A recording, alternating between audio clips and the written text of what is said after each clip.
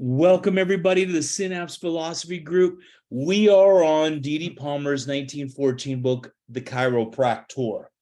We've just finished my favorite chapter in Chiropractic, The Moral and Religious Duty of a Chiropractor, and now we're on page 13. Chiropractic is science and art and the philosophy thereof, period. And so we're getting more into the mind of our father of chiropractic, D.D. Palmer. And I just want to acknowledge everybody. We got Alan Lichter, myself, your host, Dr. Haig John, and Carol Crystal. And Bob Crystal's probably back there somewhere. There he is. There he is. And we got Barry Hobbs, and we got Dr. Christian from Mexico here. And we are jamming. How's everybody doing tonight? Awesome. Okay, I'm going to start reading, then I'm going to switch off. Why don't we all take the little turns here, and I'll start reading this part. We're going to discuss as we do. Let's get a little discussion through here, what you're feeling, or you want clarity, or just, something you want to express. But that's what this show is about, really, is we also want to talk about it. Okay, page 13. It has been said that science is a stranger to now wise accounts. How do I say that? No wise account. Yeah. For the peculiar contents of the book of life. Medical men have never been able to harmonize the science of medicine that organizes functions in health and disease. Science is the registered mental account of our surroundings. It is common sense. We desire to know things as they are. Chiropractic embraces the science of life, the knowledge of how organisms act in health and disease. Also, the art of adjusting the neuroskeleton. An organism is an organized body, such is known as the living economy. The regulation of the parts of an organic whole, the aggregate of the parts and law governing an organism. Ecology or bionomics is the branch of biology which deals with the mutual relations between organisms and their environment, the effect which our surroundings has upon life, the modifications of vital actions which are directed by intelligence. Bionomic forces are those external forces other than vital forces. I'm going to stop one moment. D.D. says vital forces is the term he likes to use the most. He doesn't like mental impulse, which influences the changes incident to the development of life. Bionomy is the laws of life, the science which treats of laws regulating the vital functions. Biologus is the living intelligent power displayed in organic activity. Bioenergy is the life force, the force exercised in living organisms. An organism is an individual animal or plant. Any living being is an organism. The collective part which encompasses an organized body, together with the laws which govern their actions, constitutes an organism. An individual so constituted that it may carry on the activities of life by means of its organs, which, although differing in function, yet are mentally dependent upon each other for their individual acts in an organism. An organized body endowed with a separate existence whose vital actions depend upon the aggregation of organs constitutes an organism. End of paragraph. That was a paragraph. All right. Well, I put out 5 pallets of sod in my yard today. And as I was doing that, I was thinking, I wonder how many different organisms are actually in these pallets of sod. And then I was thinking, none of them are helping me put this sod out, so heck with them. Anyway, What'd you guys get? How do you feel right now? How do you feel about what Dee Dee's talking about? But when you watered that sod, you helped the organisms. Yes, absolutely. We've spread out their environment to a whole other neighborhood. So the weeds can grow in my yard now instead of the farm, right? Well, he's building up right now. Hey, how's it going? So he's building us up right now to talk a little bit about more of biology and function. And this is a very, very good section. And we can keep reading it. Anybody else want to read? Important. I think it's Go ahead, important to note that he's saying, chiropractic embraces the science of life, the knowledge of how organisms act in health and disease. That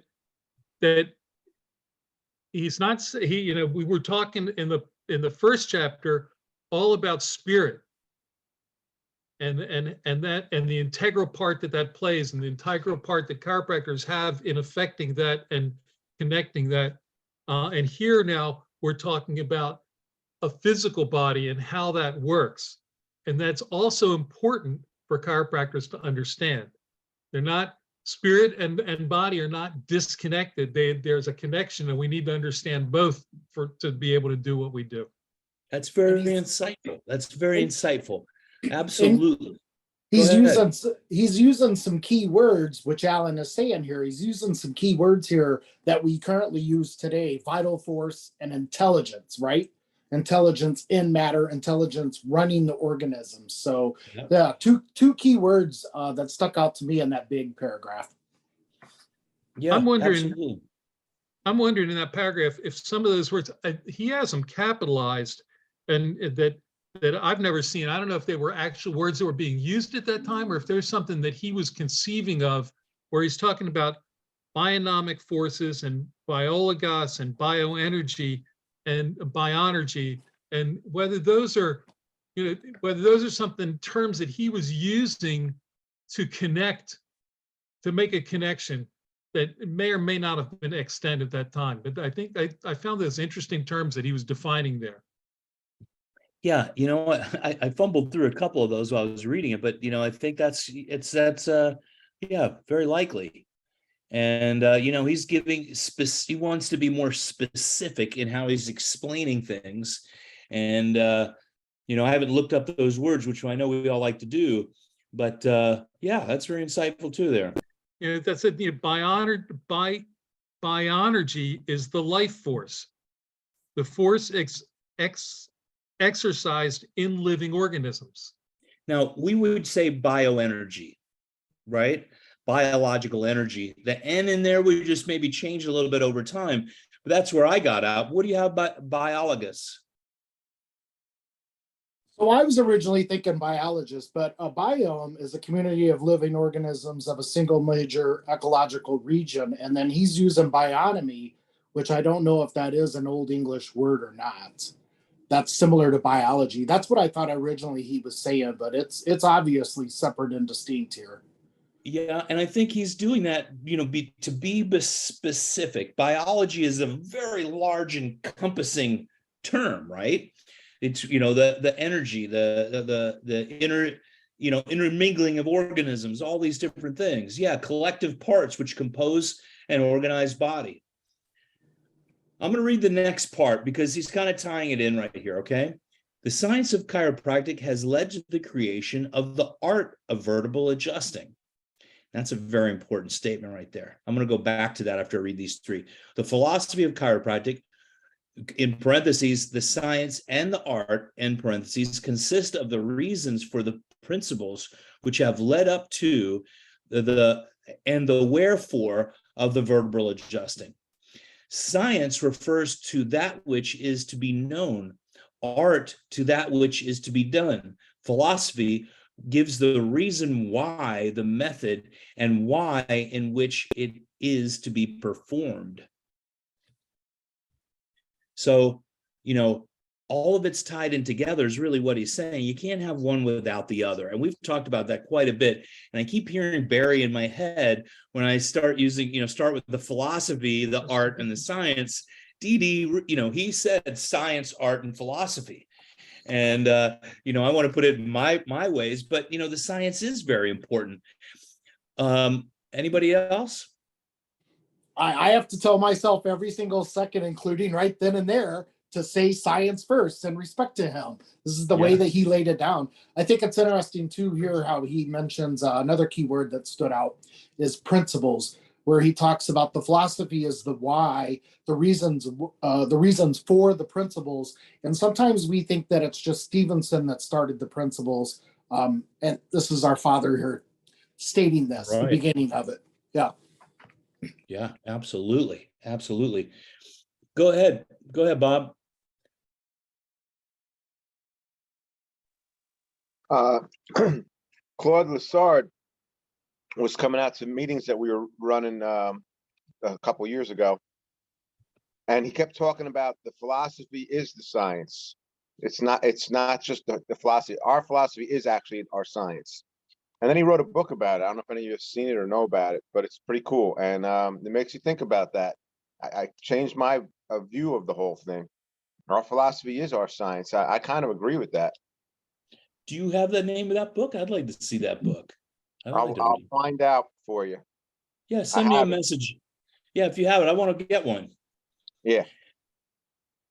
One of my toggle teachers, his name was Keith Bailey, and he used to drive like 5 or 6 hours just to come and teach us at Life, come from Nashville to drive to Life.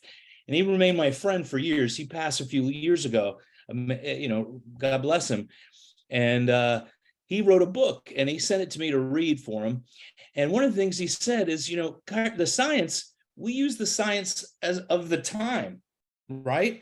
Science is advancing. We don't have to prove, axoplasm and the synapse. All that science is out there already.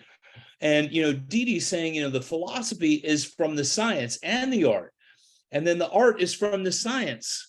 And, we understand the neurology is better without the tension on the nerves of the subluxation. So we're going to use another bit of science, which is, physics, and use the spinous and the transverse as levers, is what he said. And, there's a lot to that. We don't have to get into, hardcore reproving everything BJ did, because the science, I feel, has really, been expressed. And then we can, enhance it with the science of the times. All right. Anyone else? Why don't we read the next part? How about Barry? You want to read this time? Absolutely. Science refers to that which is to be known, art to that which is to be done. Philosophy gives the reasons why of the method and the way in which it is to be performed. A science is composed of principles which coincide with mental and physical facts. I have systematized the principles of biology, thereby creating a science. The theory of chiropractic embraces the speculative principles upon which the art of vertebral adjusting is based. The study of chiropractic includes the consideration of the three divisions, viz. The science, art, and the philosophy of the two just mentioned. Chiropractic, to be a science, must be specific. In order to be scientific, it must contain the knowledge of the principles and facts of biology, reduced to an unvarying law and embodied into a system. Where science ends, faith begins. To know the science of chiropractic is to have a knowledge of the principles which compose it. The ability to put that knowledge into practice is chiropractic art. Let's pause a moment there. I like that last little paragraph. That whole little thing ties it in together, doesn't it? Let me read that again. To the science of chiropractic is to know the science of chiropractic is to have a knowledge of the principles which it encompasses. The ability to put that knowledge into practice is chiropractic art. And, does he break down the principles for us later? I think he does. All right, cool. Anybody have any input there? Or like to expound upon any of it? And just to reiterate, chiropractic, to be a science, must be specific. something Bob, that go we ahead. that we all say all the time. Chiropractic is specific. You know, Alan, Bob, you're unmuted. Go ahead. go ahead, Bob. All right, so the name of that book is A New Look at Chiropractic's Basic Science. And Joe Strauss writes in there, chiropractic is a philosophy of science and art. Those three components are taken for granted in present debates on policy. Wait a second, I'm sorry. The 33 principles are the basic science of chiropractic. This is what Joe Strauss is writing. The 33 principles are the basic science of chiropractic, from which our objective and its practice are derived and applied. It is the fundamental work of our profession, forming the basis of our philosophy, art, and science. The name of the book is A New Look at Chiropractic's Basic Science. You could get it on Amazon or whatever. I'm going to check that out. Thanks. I really want to see it. I want to read it. Okay, let's keep going. Knowledge embraces all that we know from whatever source derived or obtained, or by whatever process acquired. It is the aggregate of facts, truths, and principles obtained and retained by the mind or spirit through reason, objective perception, derived from the use of the external senses or of intuition, subjective, immediate knowing of the inner animating intelligence. Beyond the region of knowledge is that of nescience, lack of knowledge, a deficiency of knowableness. Science is founded upon facts, while nescience decreases as knowledge increases. The unknowable is diminished. The principles of chiropractic science were not developed or evolved from any other method. They were discovered as pre-existing elements and formulated into a system. The principles which compose the science of chiropractic are as old as the vertebrata. Okay. So, think about that. The principles of chiropractic are as old as, life itself.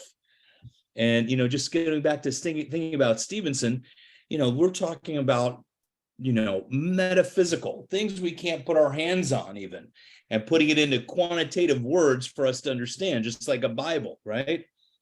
All right. I like that. You want to keep going? Absolutely. To know chiropractic as a science, we must become familiar with its principles. We must make it scientific. To know it as an art is to make it specific, make use of the knowledge which compose the science. A chiropractor is one who has a knowledge of the science and art of chiropractic, one who is capable of performing the art of adjusting vertebrae. He should also, I'm going to add he or she, should also comprehend the philosophy of the science and art, the reasons for so doing. Science is the know-how. The art is the doing. The philosophy consists in the reasons why of phenomena, as explained by a knowledge of the powers and laws which govern them. The science of chiropractic embraces the principles and demonstrated facts of biology. The science of dynamics includes the principles and facts of machinery. The science of chiropractic and that of machinery have no resemblance whatsoever in their motive force. That being a fact, why try to illustrate either one by the principles belonging to the other? Just as well, try to explain the science of grammar by that of astronomy, geography by mathematics, chemistry by agriculture, or that of music by navigation. Man is not a machine. Okay, let's pause there. Anybody have any insights or want to say anything? I do. And because I think of that paragraph over and over again when I use a kink in the hose, or all of the millions of analogies we use for machinery, talking about the body. And he goes through it too in the Chiropractor's Adjuster, 1910. He hits it home over and over again on that subject. It makes it a little more difficult to explain chiropractic at times, not using mechanical ways of thinking. Anybody else? There's to be able to explain it to non-chiropractors, there's value in using analogy. It may not be perfect. The kink in the hose is an analogy. The light bulb is an analogy. You can't explain how the electricity gets into that light bulb, and neither can the person you're telling it to. One's a mechanical, and it's a science, but it can't be, it's not that easily explained. Where does that electricity come from? How does it move through that wire? Why does it turn into light when it gets to the end of that thing? And or now with the new bulbs, how does that work even? You know, so the analogies are valuable, but it's interesting to think about the fact that science, that many chiropractors are mechanistic in their practice. If I see this symptom, I'm going to adjust that bone. Merrick's system was flawed in that aspect, Absolutely. I think. But it was valuable in its time, and we've moved past it on some levels. And some people at that time didn't need it either. But but many chiropractors they get lost in the practice, the physical practice, and never glom onto or are taught to understand or try to grasp the bigger spiritual picture, the bigger disconnected picture that's unexplainable. How do you explain God? How do you explain universal? How do you explain innate? They're not available for explanation. But the physical, we can only work in the physical plane. And you know what? I think he also doesn't want to dumb down chiropractic. No. This is an amazing thing. This is not written for lay people. Well, you know, he's telling the chiropractor, don't dumb it down. This is teach these people, show them, right? I think that's really where he's going. And, you know, he doesn't like those analogies, but I see what your point 100%, Alan. Absolutely. It does make it easier for people just to understand in a quick way too. And but I really see man is not a machine. And this is the Industrial Revolution is just happening. You know, this is a very powerful time in the United States right now, right? Or in the world, I mean. So you know, he doesn't, and you know what's happened really, that was the industrialization of health. From industrializing birth, the whole part of life, it's what we're dealing with right now with birthing and death, right? And he's saying, don't play with that system. I don't know. I like it. I do my best to try not to use those terms, but sometimes when you get a little tired, it's just easy to just use it. You know, maybe sometimes some of the people sometimes to introduce people, it may be valuable to use the analogy and then expand upon it as time goes on. Yeah, there you go. Absolutely. Bob, go ahead. You know, when we speak amongst ourselves, we may speak a certain way, and we want to teach the people out there that we're serving. You know, it may be a little bit different, but I do believe that what we acknowledge exists in life is unexplainable. I don't think that it'll ever really be able to be explained because it's huge. It's beyond our ability to understand it. And I think that just laying that idea out to our patients is actually very valuable. Yes. That they get the idea that, you know, 1 second someone's alive and the next second they're dead. There's something that's not there anymore. And that something is super intelligent and super powerful, but nobody can really explain it completely. Even the most intelligent person in the world cannot explain what it is. But we all know that when it's there 1 second, gone the next, there's a huge difference right there. And then a couple examples. You know, if I cut this table, it's going to stay cut forever. But if I cut myself and I think about it a few days later, it's already got skin growing there. You know, and it used the sandwich I ate to use as building material to build that skin. And in the meantime, it also used that sandwich to build heart cells and lung cells. And so, you know, we do give and animate the flesh. You know, we animate the flesh in our description, and that this intelligence, this wisdom that runs the body, it's using the physical body according to its means. So it's using the heart to move blood around the body. It's using the stomach and intestines to draw nutrients out of the food, and then our practice it uses the brain and spinal cord and nerves to control it all, to send power to it all, and to have it all operate. So I love that, Bob. And here's what's amazing and awesome about this is that Dee Dee is really composing and putting all this together. This is even before the time of radio, which today we can't even comprehend with iPad and Zoom and all this. They looked at radio at the beginning like those were electromagnetic rays going across wires. And it's like the fridge, like, does it ask where the power's coming from? We're like, if us chiropractors, we have to think we're matter, there's limitations of matter. Well, we are matter. And our questions are flawed. Where does it come from?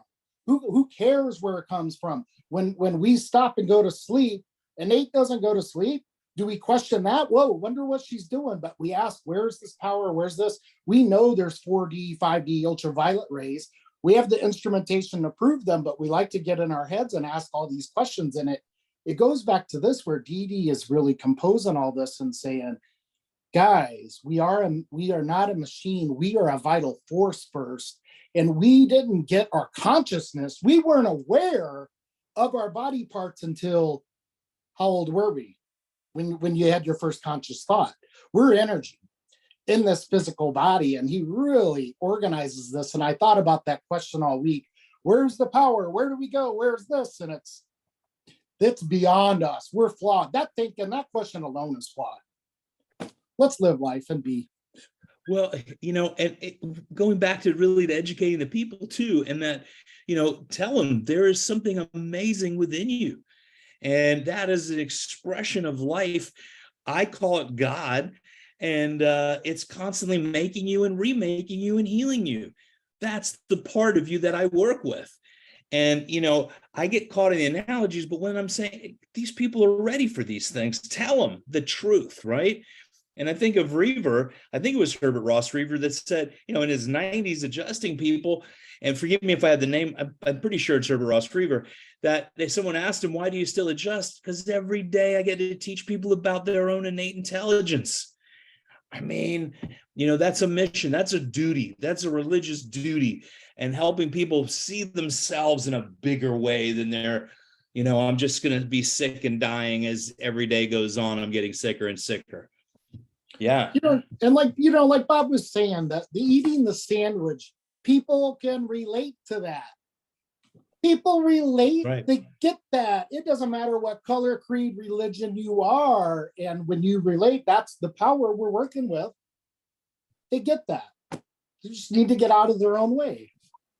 Yeah. And another good thing about like the sandwich analogy, and I used to use that in my office too, was that, people don't think about the fact that they ate an egg for breakfast, or they ate peanut butter for lunch, or they ate a steak for dinner, and now it's eyeballs and skin and hair. How did that happen? Right? That's what I say. Do you know how that works? Yeah. Neither do I. But I know if I can release that interference, you're going to have a better job at doing that. It's going to be easier for you. I tell them this. I mean, if you had to think about that process, digesting your breakfast and then making it into living cells, it's all you'll be able to think about. That's your educated intelligence doesn't have to think about what innate intelligence is doing because it's running the show. That's the part of you I'm working with, not the one that points to, it hurts here. I know it does, and I have empathy for you, but I'm going with what is causing that and what your innate is telling me. I think that's a big difference of a mechanistic, right, to a vitalistic practice. When you were talking about being mechanistic, right? Yeah. And Pasquale taught us, he was like, you can be both, but you have to have a concept of the vitalism, really. When it's purely mechanistic, it's A, B, you're a technician at that point, A, B equals C, and that's it. Go ahead, Barry, were you going to say something? No, I completely agree. That's the difference between, for the people who, the miracles that they hear, when you're working with that power that controls and created this, that is the intent where the miracles happen. Go ahead, Bob. The other mechanistic aspect is that people, they're taught to adjust a certain way. Line up this way, move this, do that, the other, and they get locked in on that, and they never learn to feel the best line of drive that needs to go in for that person at that time.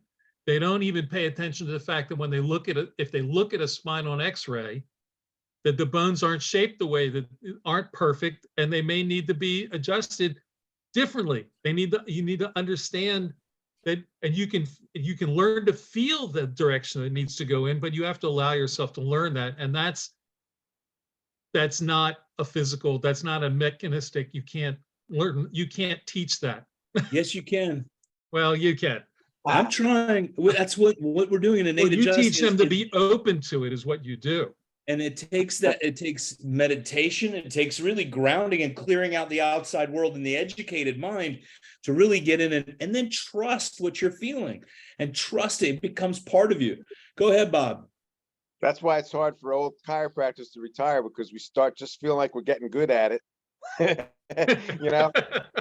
It's a great point. But you know, the more we paint the picture of the wonder of what it is that's within each of us, the better. Because that somebody, I believe it was BJ Palmer, who used to say, "Oh, our biggest job is to sell the product to the producer."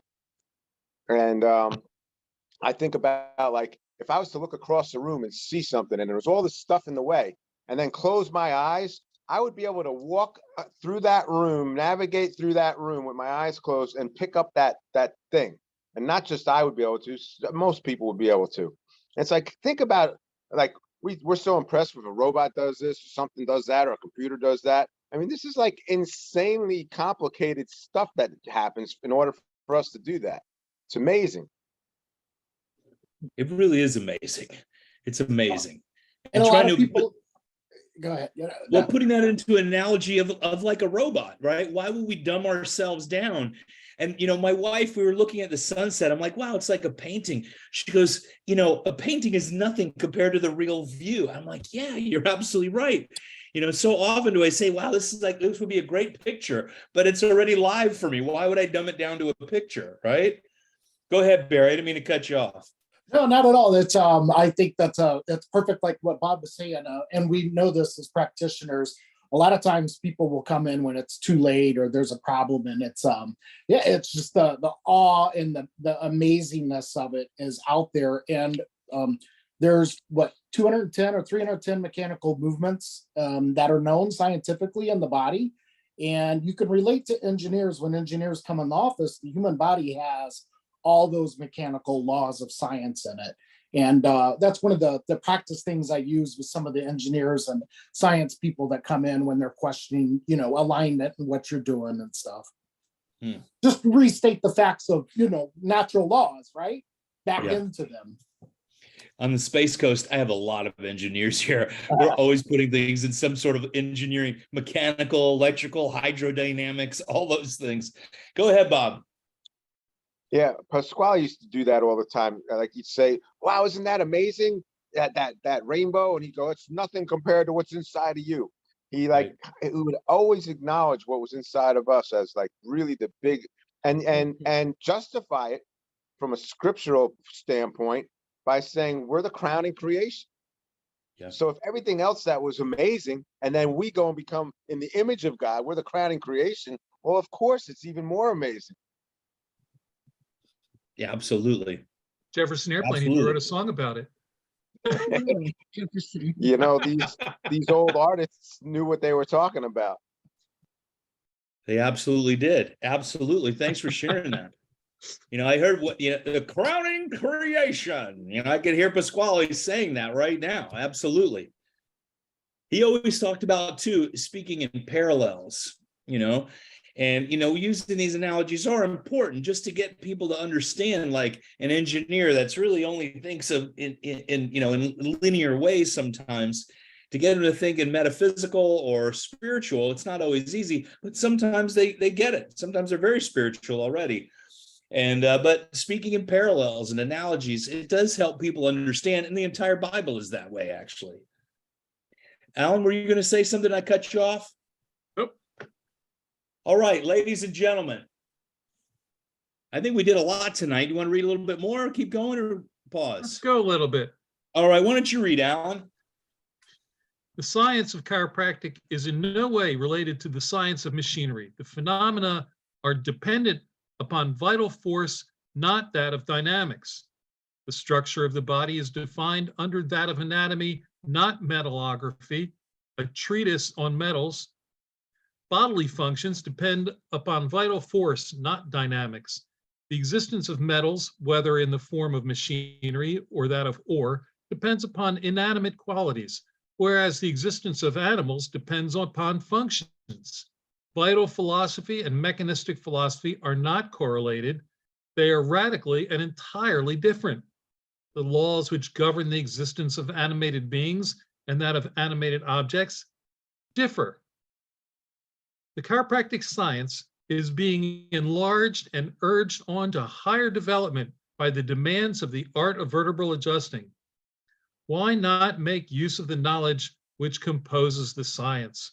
In chiropractic, you should discriminate between science and art. Science depends upon principles, art upon practice. The theories of chiropractic become demonstrated facts, the practice and art. Well, you know, that sums it up really of what he's trying to get for, you know, project forward towards for us. What'd you guys get from that?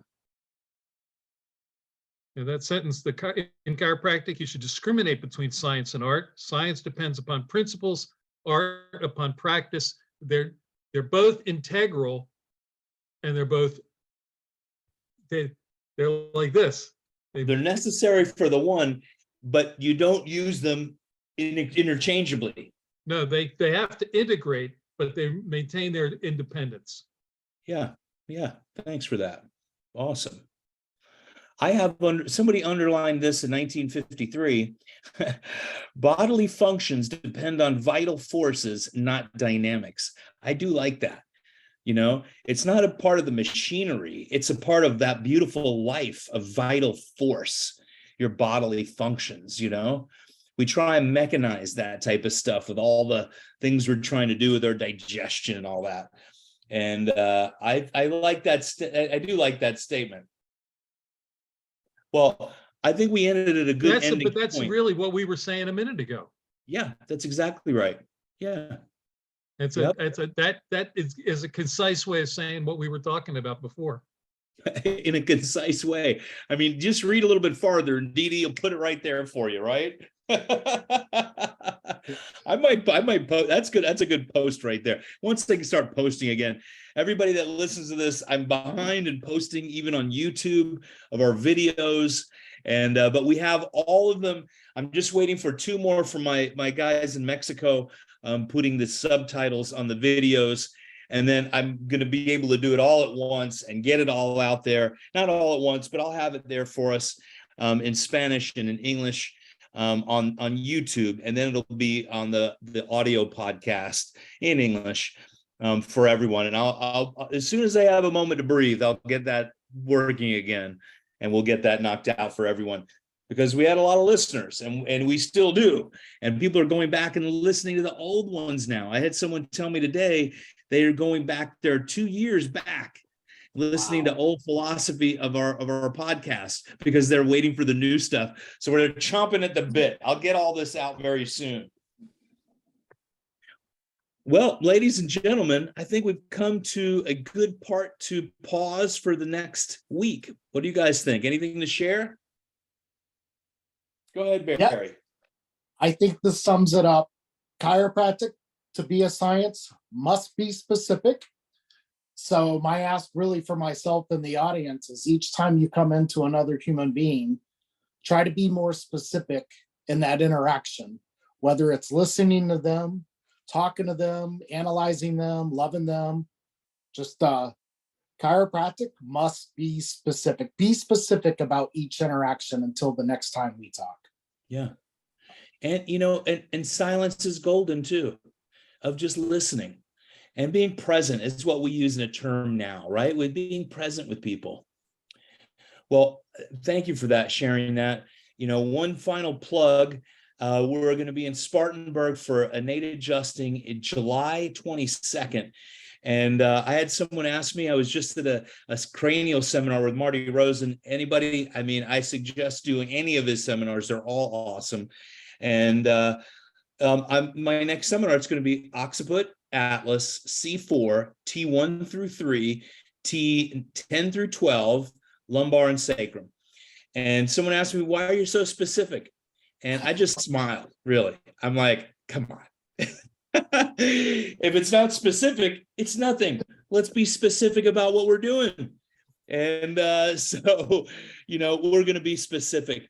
And then we're going to have innate mission to Haiti with my close friend, Peter Morgan. He's also a student of Pasquale's.